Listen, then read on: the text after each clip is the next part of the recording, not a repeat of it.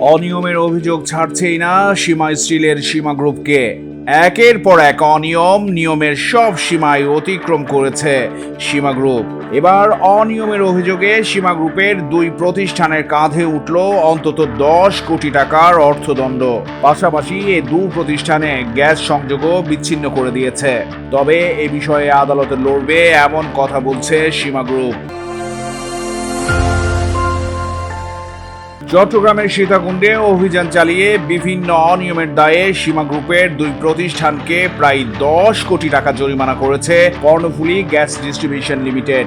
এছাড়া এই দুই প্রতিষ্ঠানের গ্যাস সংযোগও বিচ্ছিন্ন করা হয়েছে। এতে বিদ্যুৎ সংযোগ দিয়ে একটি প্রতিষ্ঠান চালু থাকলেও বন্ধ হয়ে গেছে আরেক কারখানা। অনুসন্ধান বলছে 29 সেপ্টেম্বর সীমা গ্রুপের প্রতিষ্ঠান সীমা স্টিল মিলসে অভিযান চালায় কর্ণফুলী গ্যাস ডিস্ট্রিবিউশন কোম্পানি লিমিটেডের বিশেষ টিম। এই সময় প্রতিষ্ঠানটিকে 5,62,62,228 টাকা জরিমানা করা হয়। এদিকে 7 অক্টোবর অভিযান চালানো হয় সীমা অক্সিজেন প্লান্টে। অভিযানে প্রতিষ্ঠানটিকে 4,46,92,642 টাকা জরিমানা করা হয়। পাশাপাশি এই দুই প্রতিষ্ঠানের গ্যাস সংযোগও বিচ্ছিন্ন করে দেওয়া হয়।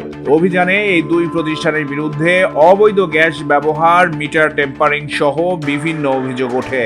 এইসব বিষয়ে জানতে চাইলে সীমা গ্রুপের ব্যবস্থাপক ইফতেখার উদ্দিন রুবেল জানান, Karnaphuli gas distribution company limited কর্তৃপক্ষ নিয়মিত রুটিন চেক আপে আসেন। এই সময় মিটারের সমস্যা ও অবৈধ হস্তক্ষেপ আছে মনে করে মিটার খুলে নিয়ে যায়। এইসব কারণে দুটি প্রতিষ্ঠানকে প্রায় 10 কোটি টাকা জরিমানা করা হয়। তিনি বলেন, আমরা এই বিষয়ে উচ্চ আদালতে আপিল করব। গ্যাস সংযোগ বিচ্ছিন্ন করবার কারণে বর্তমানে বিদ্যুৎ সংযোগ দিয়ে সীমা অক্সিজেন কারখানা চলমান আছে, তবে সীমা স্টিল রোলিং মিলস বন্ধ রয়েছে। ওরা বলতেছে যে আমাদের মিটারের রিডিংটা ওখানে ওরা অ্যাপ্রোপ্রিয়েট পাচ্ছে না। এর আগেও অনেকবার মিটারের রিডিং যখন পায় না তখন ওরা মিটারটা খুলে নিয়ে যায়, সাময়িকভাবে বন্ধ রাখে। তো ওরা ক্যালিব্রেশন করে একটা রিপোর্ট দেয়, রিপোর্ট অনুযায়ী আমাদেরকে একটা জরিমানা করে।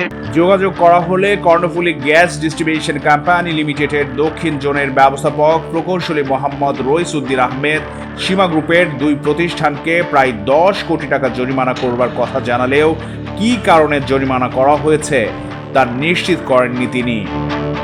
চট্টগ্রাম প্রতিদিন, নিউজ ডেস্ক।